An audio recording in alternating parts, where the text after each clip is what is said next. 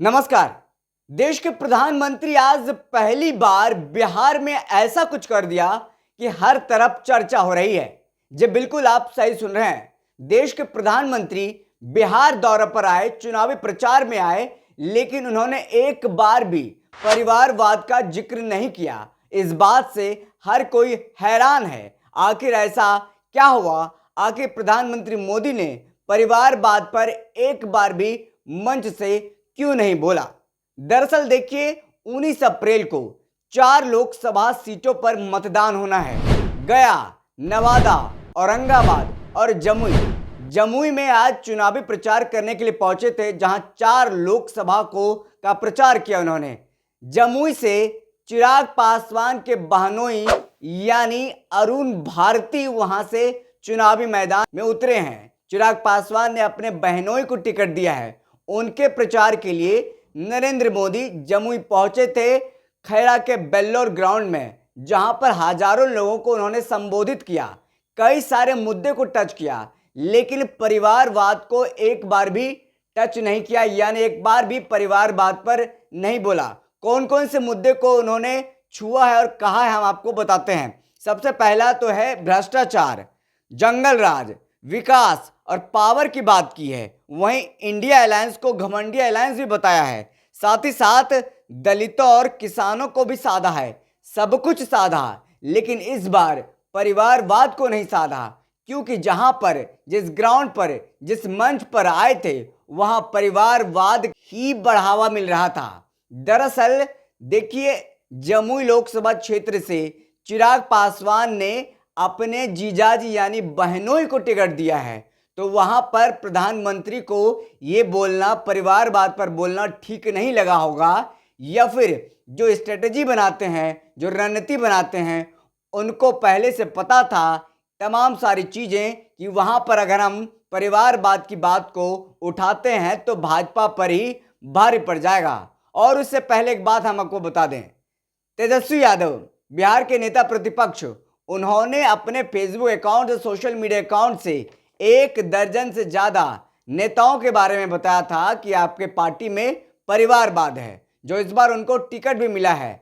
चारों लोकसभा जो इस बार हो रहे हैं, 19 अप्रैल को जो मतदान होना है, चारों लोकसभा में जो कैंडिडेट एनडीए की तरफ से खड़ा किया गया है, चारों परिवारवाद से घिरे हैं।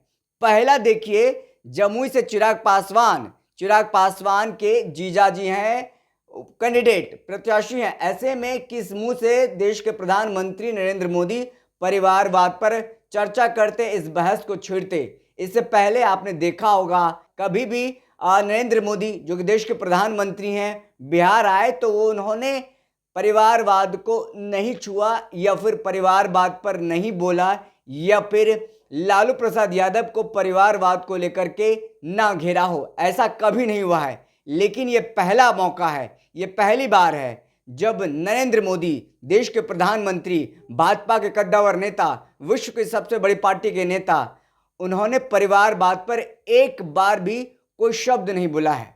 दरअसल तेजस्वी यादव ने अपने ट्विटर अकाउंट से, सोशल मीडिया हैंडल से तमाम नेताओं के नाम को उजागर किया है, जो हम आपको स्क्रीन में भी दिखा रहे हैं। बारी बारी से आप पढ़ सकते हैं किन किन नेताओं के नाम हैं, क्या क्या है और कहां कहां से वो उम्मीदवार बनाए गए हैं। वो आप स्क्रीन पर जो नाम है वो आप देख पा रहे हैं, क्या क्या वो नाम है।